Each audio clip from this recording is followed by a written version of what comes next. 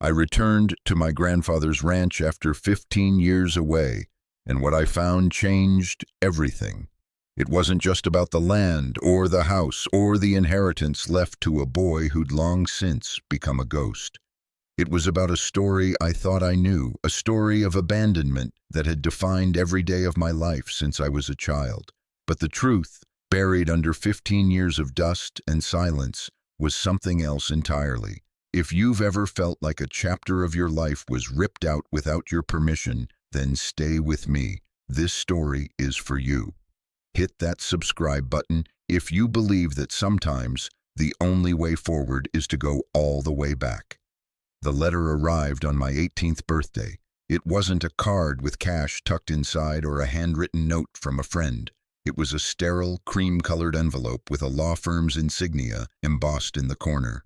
I was sitting on the edge of my cot at the group home, the place I'd called home for the last 5 years, which was really just the latest in a long line of places that were never mine. The air was thick with the smell of institutional bleach and the faint, ever-present echo of other people's lives. My entire worldly possessions fit into a single duffel bag at my feet. In 2 hours, I would walk out that door for the last time, a legal adult with $100 of state-issued severance pay and no destination. The letter felt less like a birthday gift and more like a final cosmic joke. I slid it open with my thumbnail. The paper was heavy, expensive. The words were dense, a forest of legal jargon I could barely navigate. Last will and testament, beneficiary, estate of Samuel Reyes. My grandfather. The name felt like a phantom limb, a part of me I hadn't felt in a decade and a half, but that still ached on cold nights. I had to read the sentence 3 times before it sank in. Hereby bequeaths the entirety of the property known as the Starfall Ranch, including the primary residence, all outbuildings, and the adjoining 320 acres, to his sole surviving heir, Leo Reyes. Me, I was Leo Reyes. For a long time I had just been Reyes, L, a file in a cabinet, a name on a list. A cold knot formed in my stomach, Starfall Ranch. The name conjured a storm of fractured images, the smell of hay and summer rain, the rough texture of my grandfather's calloused hand, the vast, terrifying expanse of a night sky full of stars so bright they felt like they were screaming. And then the last memory, the one that always came to swallow the others, the flashing red and blue lights painting the long dirt driveway, a siren's wail slicing through the cricket song, and the feeling of being lifted into a car by a stranger in a uniform, my face pressed against the cold glass, watching the silhouette of the farmhouse shrink until it was just another shadow in the dark. I was 3 years old. I never saw him again. He never wrote. He never called. He abandoned me. That was the story I knew. It was the foundation upon which I had built my entire identity. The letter continued, pulling me back to the sterile present. It mentioned liabilities, unpaid property taxes, a lien against the estate. It was a mess, a tangle of debt that likely outweighed the value of the derelict property. I had 30 days to formally claim the inheritance, or, as the lawyer, a Ms. Althea Albright, so clinically put it, the estate would be liquidated by the county to settle its debts.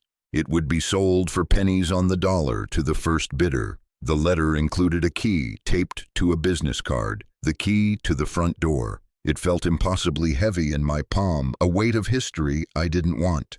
My first instinct was to throw it all away, to walk out of the group home and never look back. What did I owe a ghost? What did I want with a pile of rotten wood and bad memories?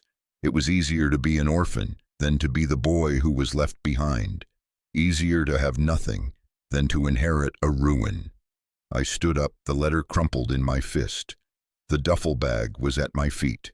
The door was open. Freedom, or whatever passed for it, was waiting.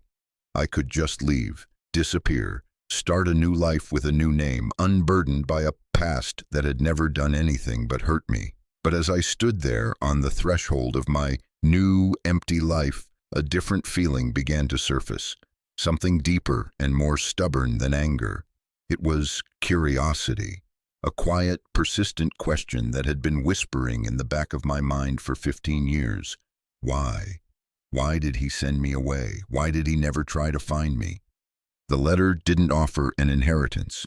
It offered a potential answer, and I realized with a sudden gut-wrenching certainty that I couldn't walk away. I couldn't spend the rest of my life wondering. I had to go back. I had to see the place where my life had broken in two. I had to stand in the wreckage and find out if there was anything left to salvage. I smoothed out the letter, slid the key into my pocket, and walked not towards a new future, but back into the heart of my own past. The bus ride was a long, slow surrender to the geography of my memory.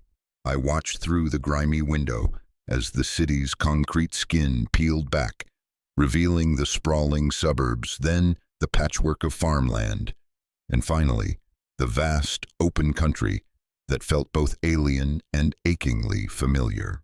Each mile that passed felt like a year. I was traveling backward in time. The hard lines of my anger began to soften, blurring into a landscape of grief and confusion. Who was Samuel Reyes? I had a photograph, the only one I owned, tucked into the worn cover of a paperback. It showed a tall, weathered man with kind eyes and a smile that seemed to carve deep lines into his face. He was holding a much smaller version of me on his shoulders. We were standing in front of a barn, its red paint faded to the color of rust. In the photo, I am laughing. I couldn't remember the sound of that laugh. I couldn't remember the feeling of being safe enough to make it. The system had told me the official story. After my parents' car accident when I was 2, my grandfather, my only living relative, was granted custody. A year later, there was an incident. That was the word they always used. Vague, sterile, devoid of meaning. An incident at the ranch. Social services was called. I was removed from his care, deemed to be in an unsafe environment, and he was declared an unfit guardian. He never contested it. He just signed the papers and let me go. That was the part that haunted me. He didn't fight. A man who looked like he could wrestle a bull to the ground just gave up. He let them take his grandson, and then he vanished from my life as completely as my parents had. The file said he died 4 years ago, a heart attack, alone. The bus wheezed to a stop in a town called Harmony Creek. It was less a town and more a suggestion of one, a single main street with a gas station, a diner with a flickering neon sign, a general store, and a handful of houses with peeling paint and overgrown yards. This was the place I was from. The air smelled different here, of damp earth, pine needles, and something faintly sweet like distant wood smoke. It smelled like the past. I shouldered my duffel bag and stepped onto the cracked pavement. The bus pulled away with a sigh of air brakes, leaving me in a profound and unsettling silence. I was a stranger here, an outsider in the one place I was supposed to belong. I checked the address on the lawyer's letter. Starfall Ranch was another 5 miles out of town, down a county road that probably didn't see much traffic. I started walking, my thumb half-heartedly stuck out. For a while, no one passed. Then a dusty, ancient Ford pickup truck slowed and pulled over. The driver was an old man with a face like a road map and a sweat-stained cowboy hat. "You look lost, son," he said, his voice a low, gravelly rumble. "Need a lift?" I told him the name of the ranch. His eyes, pale blue and startlingly clear, widened for a second. "Starfall, old Sam's place? Haven't been anyone up that way in years. You family?" I nodded, the word feeling foreign on my tongue. "I'm his grandson, Leo." The man's expression softened. I'm Earl. Knew your granddad, a good man. Stubborn as a mule, but a good man." He pushed the passenger door open. "Hop in, it's no trouble." The ride was quiet for a few minutes. The truck rattled and groaned, a symphony of aging metal. Earl seemed to be studying me from the corner of his eye. "Heard he passed," Earl said finally, his voice gentle. "Sorry for your loss. He talked about you, you know, even after. This was a revelation, a crack in the perfect smooth wall of his silence. "He did?" Oh, yeah, not often. He wasn't a man for sharing his pain, but sometimes late at night over a beer at the diner, he'd get this look in his eye. He'd just say, "I hope the boy is okay, that's all." The words landed in my chest like stones. It wasn't much, but it was more than nothing. It was a flicker of light in 15 years of darkness. We turned off the main road onto a dirt track, rutted and overgrown with weeds that scraped the undercarriage of the truck. "This is it," Earl said. "End of the line." He pulled up to a gate made of rusted iron, twisted into the shape of a falling star. It was chained and padlocked. Beyond it, a long driveway disappeared into a stand of overgrown pine trees. It looked less like an entrance and more like a warning. "Place has gone to seed," Earl said, shaking his head. "Sam kept it like a park once upon a time. After you left, he just let it go. It's like the heart went out of him, and the land knew it." He looked at me, his expression full of a pity I didn't want. "You need a hand with anything?" I shook my head. "No, I'll be okay. Thank you, Earl, for the ride, for everything." He nodded. "You know where to find me if you need anything. The general store. My wife runs it." He put the truck in reverse and backed down the road, leaving me alone in front of the gate. I stood there for a long time, the silence pressing in on me. The air was heavy, filled with the hum of insects and the whisper of the wind through the pines. This was it. The place where it all began and where it all ended. I pulled the key from my pocket, but it wasn't for this lock. I'd have to find another way in. I took a deep breath, tasting the dust and the decay on the air, and slipped through a gap in the barbed wire fence. I was trespassing on my own life. The driveway was more a memory than a road, a half-mile stretch of dirt and gravel being slowly reclaimed by nature. Weeds grew thick and tall in the center, and young saplings pushed their way through the edges. The walk was a gauntlet of sensations. The crunch of my boots on the gravel, the sharp scent of pine needles crushed underfoot, the way the light dappled through the canopy of trees overhead, creating a shifting mosaic of sun and shadow on the ground. It was beautiful and desolate all at once. Every step felt heavier than the last, as if the land itself was resisting me, weighted down by the gravity of time and neglect. I felt like an archaeologist approaching a forgotten tomb, and in a way I was. This was the tomb of my childhood. Finally, the trees opened up, and I saw it. The house. It stood on a gentle rise, a two-story farmhouse that had once been white, but was now a patchwork of gray, weathered wood and peeling paint. The porch sagged in the middle like a tired old man slumping his shoulders. A couple of windows were boarded up, dark and vacant as a blind man's eyes. The barn I remembered from the photograph stood off to the side, its red paint almost entirely gone, the roof caved in on one side. The whole place looked like it was holding its breath, waiting to finally collapse in on itself. A wave of profound sadness washed over me, so powerful it almost brought me to my knees. This wasn't just a dilapidated property, it was a physical manifestation of a broken promise, a life that had been left to rot. I walked up the creaking porch steps, each one groaning in protest. The key Ms. Albright had sent me was for the front door. I slid it into the lock. It was stiff from disuse, and I had to jiggle it, putting my shoulder into the door before it finally gave way with a loud, complaining screech. The air that rushed out to meet me was thick and stale, a potent cocktail of dust, decaying paper, and the ghost of my grandfather's pipe tobacco. The smell was so specific, so deeply embedded in my earliest memories that it felt like a physical blow. I stepped inside, and the door swung shut behind me, plunging the foyer into a dim, dusty twilight. Light struggled to get through the grimy windows, illuminating billions of dancing dust motes. The house was a time capsule. Everything was covered in thick white sheets, turning the furniture into a lumpy, ghostly landscape. It was as if someone had prepared for a long winter and simply never returned. I pulled the sheet off a nearby armchair. The floral pattern was faded, but the chair was intact. On a small end table next to it sat a pipe in an ashtray, a half-smoked bowl of tobacco still inside, as if my grandfather had just set it down and walked out of the room. I moved deeper into the house, my footsteps echoing in the oppressive silence. The living room, the kitchen, the dining room, all were perfectly preserved under their shrouds of dust and linen. It was clean in a way, not tidy, but undisturbed. There were no signs of vandalism, no animal nests, just 15 years of quiet, uninterrupted decay. I found my way to what must have been his study. A large oak desk sat in the center of the room, facing a window that looked out over the overgrown fields. This room felt different. The sheets were gone, and the desk was clear, except for a single framed photograph lying face down. My heart hammered against my ribs. With a trembling hand, I turned it over. It was the same picture I carried with me, the tall, smiling man and the laughing little boy on his shoulders. But this one was larger, the colors less faded.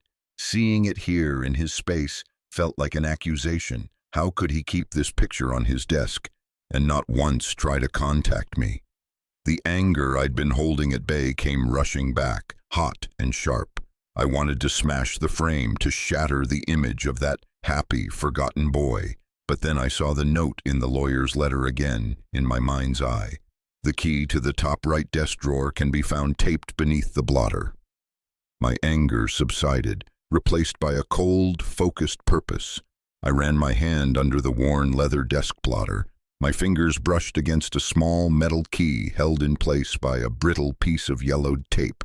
It was an old-fashioned skeleton key. I took a deep breath and fitted it into the lock of the drawer. It turned with a satisfying, solid click. I pulled the drawer open. It wasn't full of papers or old pens. It was almost empty. Inside, sitting perfectly in the center, were two things: a plain sealed envelope with a single word written on the front in a strong, slanted hand, Leo. And beside it, a heavy, ornate iron key, the kind you might see for a castle gate or a church door. It was cold to the touch, ancient and imposing. I picked up the letter, my name written in his hand. After all these years of silence, here was his voice, waiting for me in a dark, dusty drawer. The silence of the house seemed to deepen, waiting for me to read it. I felt like I was standing on the edge of a cliff, and the ground was starting to crumble beneath my feet. I sat down in its leather desk chair, the old material cracking in protest. The dust motes danced in the single shaft of light cutting through the grime on the window. For a moment, I just held the envelope. It felt warm from my hand, but it also carried the chill of the last 15 years. This was it, the moment of truth. Either this letter would contain an apology, an explanation that could somehow bridge the chasm of time and pain, or it would be full of excuses that would only deepen the wound. My hands were shaking so badly I could barely break the seal. I unfolded the single sheet of paper inside. The same strong, slanted handwriting filled the page. "My dearest Leo," it began. The words felt like a punch to the gut. Dearest. How could he write that? How could he claim affection after a lifetime of absence? I almost stopped reading, almost crumpled the paper in my hand and threw it across the room. But I couldn't. I had come too far. I had to know. If you are reading this, then it means I am gone and you have come home. I pray you are well. I pray you have been safe. I know you have questions. I know you must hate me. You have every right. I want you to know that there has not been a single day in all these years that I have not thought of you, that I have not seen your face when I close my eyes. The sound of your laugh is the last thing I hear every night. I need you to understand that sending you away was the hardest thing I have ever done. It was not a choice I made lightly. It was a choice that broke my life in two, but it was the only way I knew to keep you whole. I had to stop and take a breath. My vision was blurry. The words on the page seemed to swim. Protection. He called it protection. What could possibly have been so dangerous here in this quiet, forgotten corner of the world that he had to send his only grandson away? It felt like a lie, a convenient story to absolve himself of his failure. I read on, my skepticism warring with a desperate, childish need to believe him. There are things about this land, Leo, and about our family that I never had the chance to tell you. This ranch isn't just dirt and fences. It's a legacy, and some legacies are curses. There are people who want this land, people who will stop at nothing to get it. When your parents died, they came for me. They saw a grieving old man with a toddler, and they saw an opportunity. They thought I would be weak, that I would be easy to scare. At first, their methods were persuasive. Legal threats, lowball offers, bureaucratic harassment, but when I refused to sell, they changed their tactics. It started with small things, a fence cut in the night, a well mysteriously contaminated. Then the threats became more direct. They mentioned you, Leo. They told me what could happen to a little boy on a remote ranch. They described accidents, horrible, believable accidents. A cold dread, colder than the dusty air in the room, crept up my spine. I thought of the incident in my file. The vague, unexplained reason for my removal. Was this it? Had he staged it? I knew I couldn't protect you here. I couldn't fight them and keep you safe at the same time. They were watching the house, watching me. Any attempt to go to the police would have put you in even more danger. So I did the only thing I could think of. I made them believe they had won. I created a situation, an incident, that would force social services to intervene. I let them think I was a drunk, an unfit guardian. I signed the papers and let them take you, my boy. It felt like I was carving out my own heart with a dull knife. I made the social worker promise me you would go to a good family, far away from here. They lied. I found that out later, but by then it was too late. I had made myself a pariah to keep you safe, and in doing so, I had lost any right to find you. The system that took you from me was the same system that hid you from me, so I stayed here. I became a hermit. I made them think I was a broken old man on a worthless piece of land, waiting to die. And all the while, I was preparing for you. The letter was shaking in my hand now. My entire world, the very foundation of my bitterness and my identity as an abandoned child, was fracturing. It wasn't abandonment, it was a sacrifice. A terrible, brutal, and flawed sacrifice. He hadn't given me up. He had given up everything for me.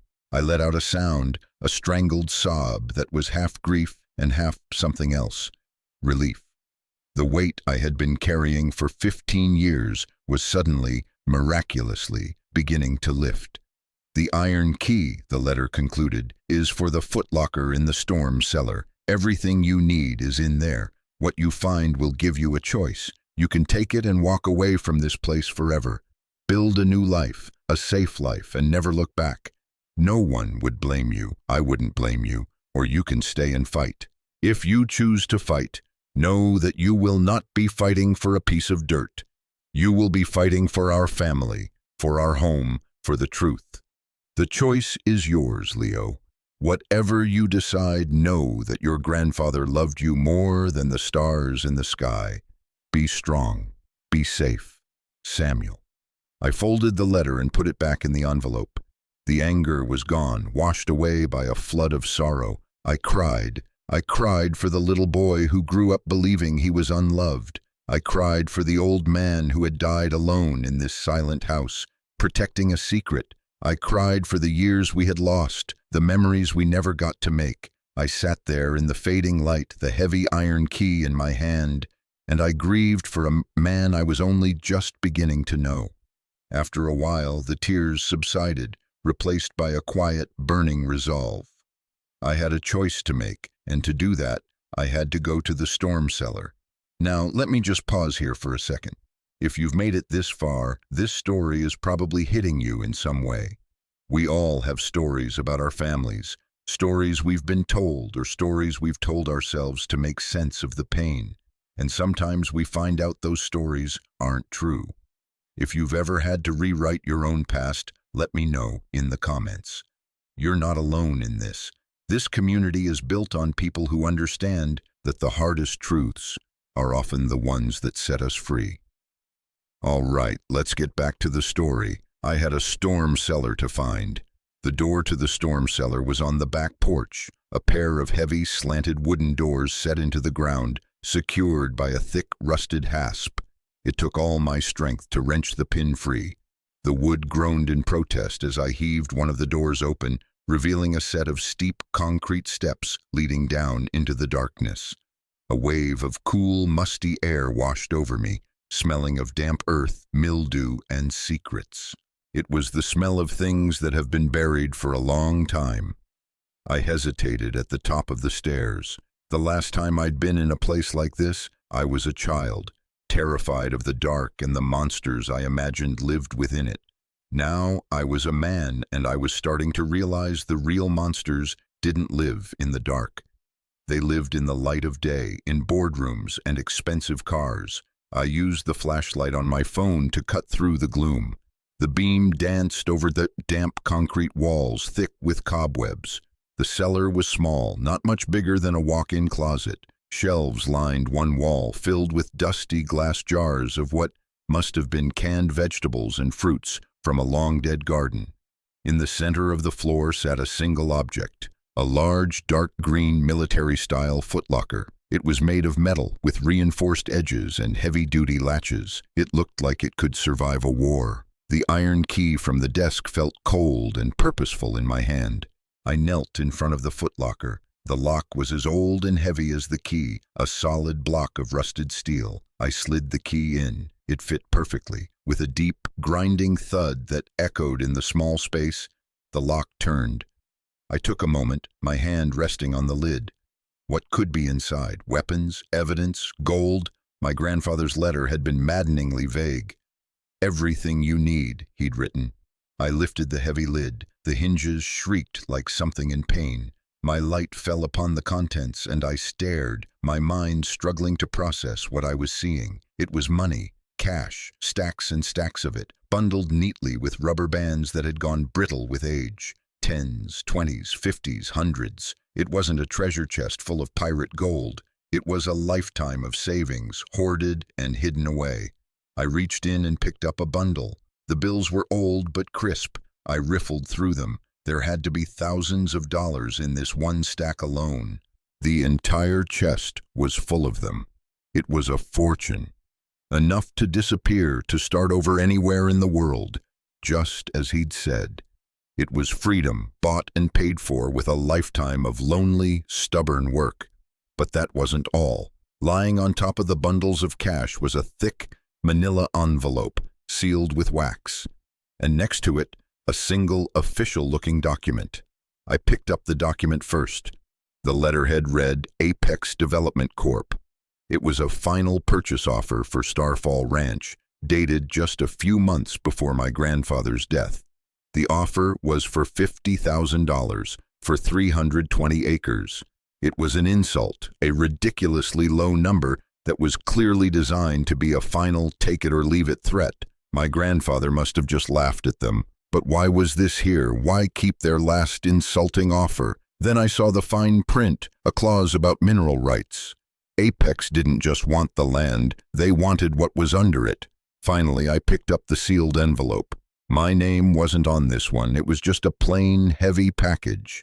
I broke the wax seal and pulled out the contents. It wasn't a letter, it was a stack of papers, geological surveys, and what looked like assay reports from a lab. The pages were filled with technical data, charts, and maps of the ranch. I didn't understand most of it, but I understood the words that were circled in red ink again and again. Columbite tantalite, coltan. I had a vague recollection of the name from a science class. It was a mineral, incredibly valuable, essential for making the capacitors used in cell phones, laptops, and almost every piece of modern electronics. The report suggested that a significant, unusually pure vein of it ran directly beneath my grandfather's land. Starfall Ranch wasn't just a piece of dirt. It was a gold mine, and Apex Development knew it.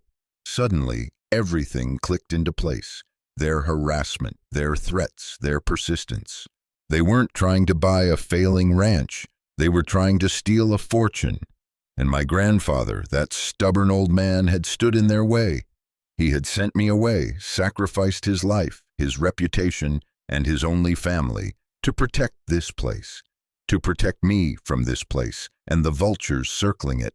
The money in the chest wasn't just savings, it was a war chest. It was seed money for a new life, yes, but it was also ammunition. He had left me everything I needed. He had left me the truth, the resources, and most importantly, the choice. I could take the money and run, letting Apex win, letting them pave over his legacy and dig up his secrets. Or I could stay. I could use this money, this truth, to fight them, to finish the war he had started. I closed the footlocker, the sound of the lid slamming shut echoing the decision that was solidifying in my heart. The choice was clear. I wasn't going anywhere. This was my home, and I was going to fight for it. The weight of the decision settled on me, but it wasn't a crushing weight. It felt right. For the first time in my life, I had a purpose that was bigger than just surviving another day. I had a legacy to defend. I sat there in the dark of the storm cellar for a long time, the smell of damp earth and old money filling my senses. I thought about my grandfather, alone in that house for all those years, meticulously planning for this exact moment. He hadn't just left me a ranch, he had left me a mission. He had trusted me to be strong enough to see it through. I had spent my whole life feeling weak and powerless, a piece of driftwood tossed around by the currents of the system. But in that cellar, surrounded by the evidence of my grandfather's silent war, I felt a strength I never knew I possessed. It was his strength passed down to me. I carried the manila envelope with the geological reports and the Apex offer back up to the house. I left the money in the footlocker for now. It was safer there. Back in the study, I laid the papers out on the old oak desk. The sun was beginning to set, casting long shadows across the room and painting the dusty air in hues of orange and gold. I found an old phone book in one of the desk drawers and looked up the number for the law firm of Althea Albright. My hand was steady as I dialed the number on my cell phone. A receptionist answered, her voice crisp and professional. I asked for Ms. Albright, explaining that I was Leo Reyes, the heir to the Starfall Ranch estate. I was put on hold. I expected to get her voicemail, to have to wait until morning, but after a minute a new voice came on the line. Mr. Reyes, this is Althea Albright. I must admit, I'm surprised to hear from you so soon. Her voice was exactly as I'd imagined, calm, measured, and emotionally detached. She sounded like she dealt in facts, not feelings. Ms. Albright, I began, my own voice sounding stronger than I expected. I'm at the ranch. I've found some things I think you need to see. I explained as calmly as I could what I had discovered. The letters from my grandfather, the footlocker in the cellar, the geological surveys, the Apex development offer. As I spoke, the silence on the other end of the line was absolute. I could picture her sitting in a plush office somewhere, listening intently, her professional composure being chipped away by my story. When I finished, there was a long pause.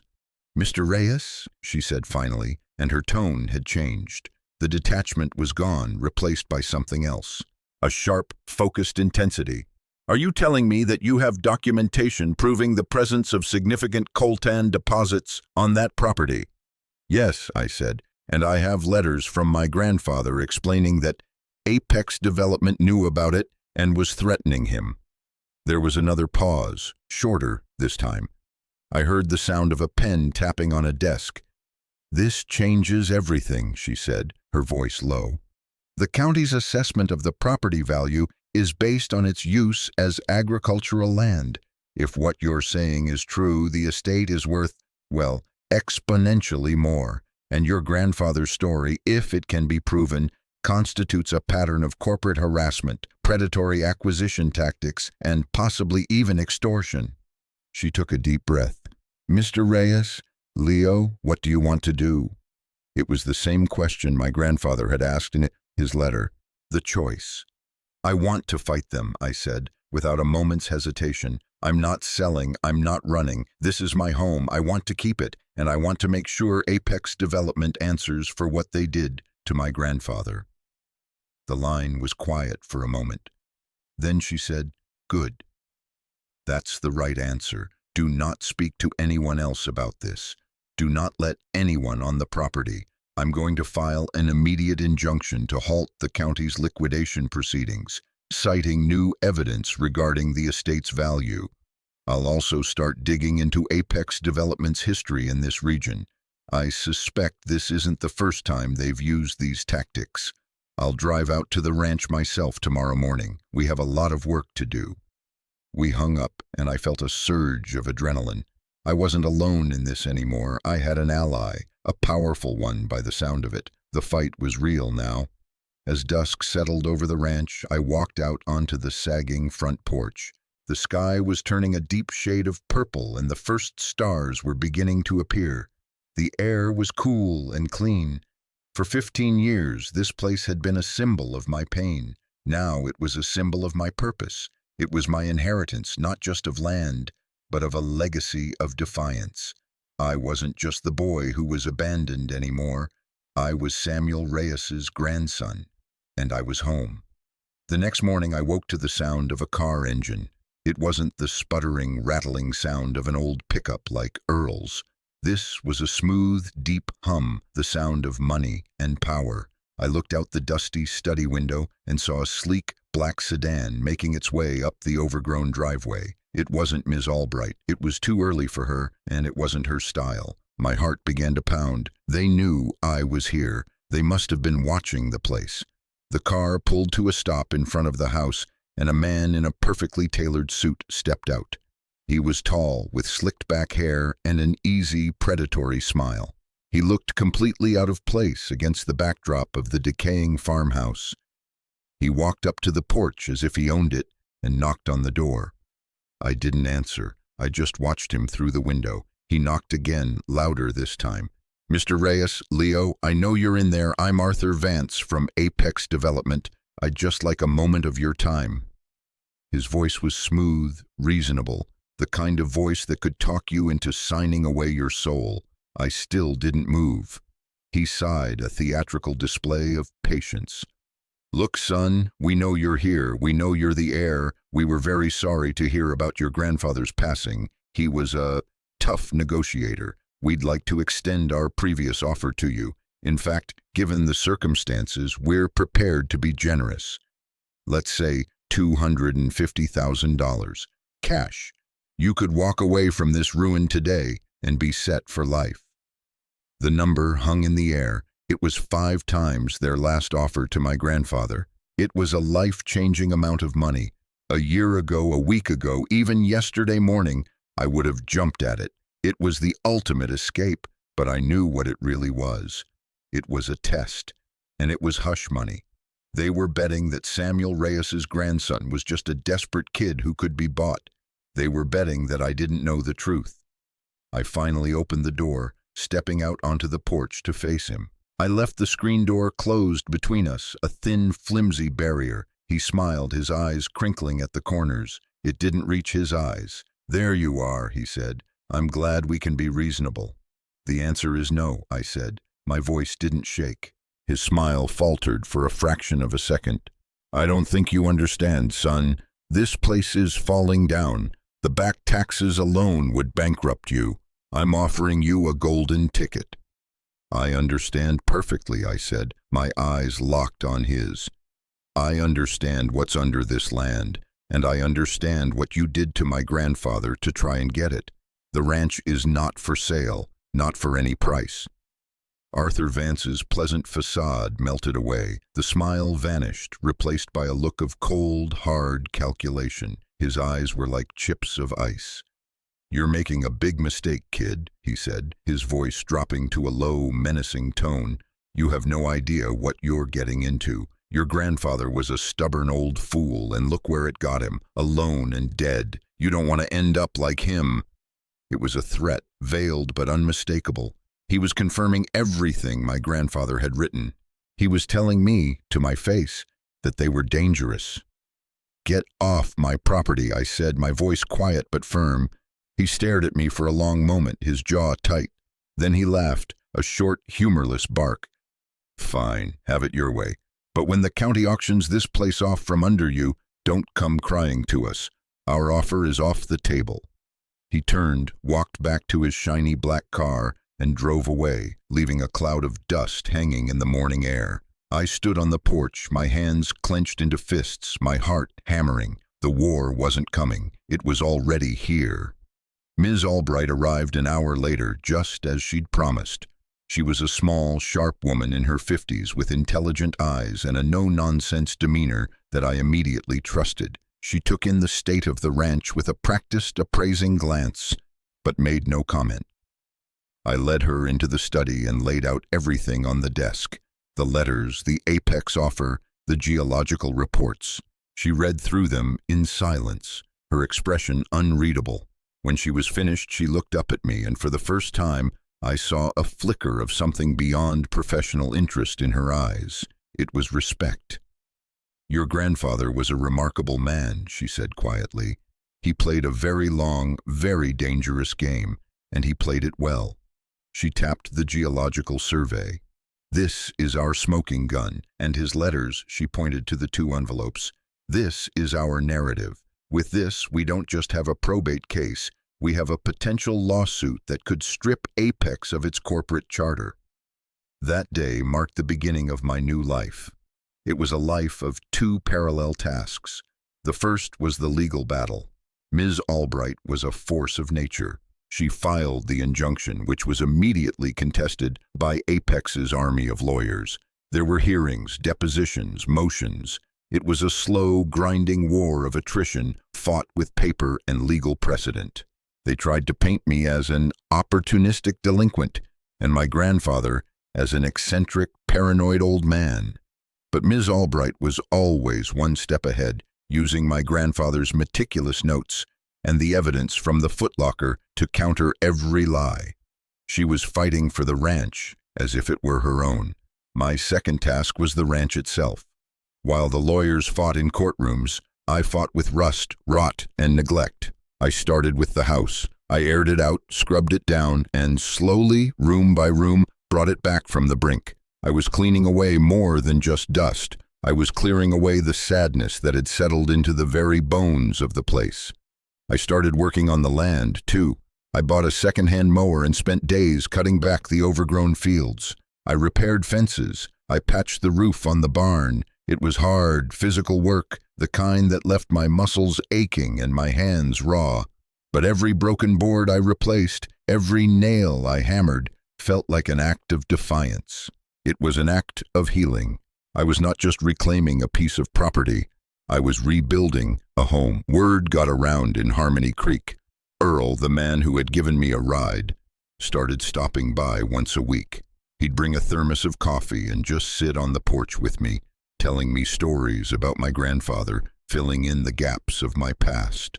He told me how Sam used to be the heart of the community, how he'd help anyone with a broken tractor or a sick animal, and he told me how, after I was taken, Sam just withdrew. He became a ghost, haunting his own land. Hearing these stories was painful, but it was a good pain. It made my grandfather real to me more than just a character in a tragic story. He was a man, flawed and heartbroken, but a man who had loved fiercely.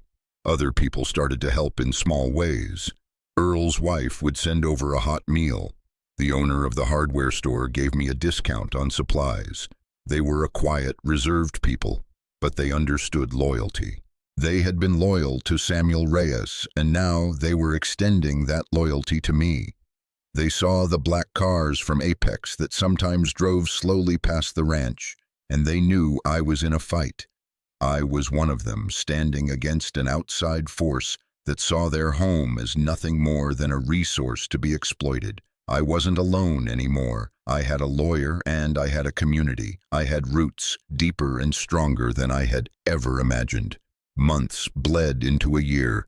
The legal battle raged on, a slow-moving beast that consumed time and money. The cash from the footlocker, which had once seemed like a fortune, was dwindling under the relentless assault of legal fees. There were dark days, days when I would stand on the porch and look out at the endless work still to be done, listen to the discouraging reports from Ms. Albright about Apex's latest legal maneuver, and feel a profound sense of hopelessness. The temptation to just give up, to take a settlement and walk away, was a constant whisper in the back of my mind. On those days, I would go to the study and reread my grandfather's letters. I would hold the heavy iron key in my hand and remember the feeling of opening that footlocker in the dark. I would remember his sacrifice. He hadn't given up, and I wouldn't either. The turning point came unexpectedly. Ms. Albright's investigators digging into Apex's past found another family, 2 states over, who had been pushed off their land with similar tactics a decade earlier. They had been threatened, harassed, and finally bought out for a fraction of what their land was worth, just before a massive silver deposit was discovered there. They had been too scared to fight back then, but now, hearing my story, they were willing to testify. Their story corroborated my grandfather's letters perfectly. It established a pattern of predatory behavior. It was the crack in Apex's armor we had been looking for. Suddenly, they weren't just facing a probate dispute with a teenager, they were facing a multi-state racketeering investigation. Their lawyers called Ms. Albright. They wanted to settle. Their offer was astronomical. It was enough money to live in luxury for the rest of my life. It included full ownership of the ranch, all mineral rights, and a public apology. Ms. Albright called me with the news. She was ecstatic. "We won, Leo," she said, her voice thick with emotion. "We won." I hung up the phone and walked out onto the porch. The sun was setting, painting the sky in fiery strokes of red and orange. The fields I had cleared were green and vibrant. The house behind me felt solid, its foundations firm. I had done it. I had finished the fight. I had honored his memory. But it didn't feel like a victory, not in the way I expected. There was no elation, no triumphant surge of joy. There was just a quiet, profound sense of peace. The war was over. The noise was gone. All that was left was the land, the house, and the future. I had a choice to make, once again, what to do with it all. In the end, the most important thing my grandfather left me wasn't the ranch, the money, or even the truth. It was the choice. For so long, my life had been a series of events that happened to me. I was acted upon by forces beyond my control, the system, my past, my own anger. But here, on this land, I had been given the chance to act, to choose my own path. And that's a gift that's more valuable than any mineral buried in the earth. The settlement from Apex gave me security, but the fight gave me something more, a sense of self. I knew who I was now. I was the grandson of Samuel Reyes, the keeper of Starfall Ranch. I didn't sell the mineral rights. I didn't become a mining baron. That would have been a betrayal of everything my grandfather stood for. He protected the land from them, not for them. Instead, I used a portion of the settlement to place the land in a conservation trust, legally protecting it from any future development forever. Starfall Ranch would remain as it is, a quiet sanctuary, a testament to a stubborn old man's love for his home. The rest of the money, I used to start a foundation in his name, a legal aid fund for rural families facing predatory land acquisition from corporations like Apex. His fight would now help others fight theirs. As for me, I stayed. I live in the house that I rebuilt with my own hands. I walk the fields he protected. Some nights when the sky is clear and the stars are so bright they seem to spill across the heavens, I sit on the porch and I feel him here with me. He's not a ghost, not a sad memory, but a quiet, steady presence. A reminder that love can be a silent, stubborn thing. A reminder that sometimes the greatest act of love is to let someone go, to give them a chance at a life you can't be a part of. He gave me a future by sacrificing his own. My life now is my thank you. This place taught me that inheritance isn't about what you're given, it's about what you choose to do with it. Home isn't just a place you live, it's a place you fight for. And family is a bond that not even 15 years of silence and a lifetime of lies can break. The scars of my past are still there. They always will be, but they no longer define me. They are just a part of my story, a story I was finally able to rewrite. And that brings me back to you. We all have a story. Maybe yours is about loss, or a secret you uncovered, or a fight you're in the middle of right now. Whatever it is, I want you to know that you have the power to write the next chapter. You can choose to be defined by your pain, or you can choose to build something new from the wreckage. If this story meant something to you, hit that subscribe button and become a part of this community. And more than that, share a piece of your own story in the comments below. Tell me about a time you had to make a hard choice, or a time you found strength you didn't know you had. Your story matters. Let's build a space where those stories can be heard, where we can remind each other that even after the longest, darkest night, the sun will always rise again. Thank you for listening.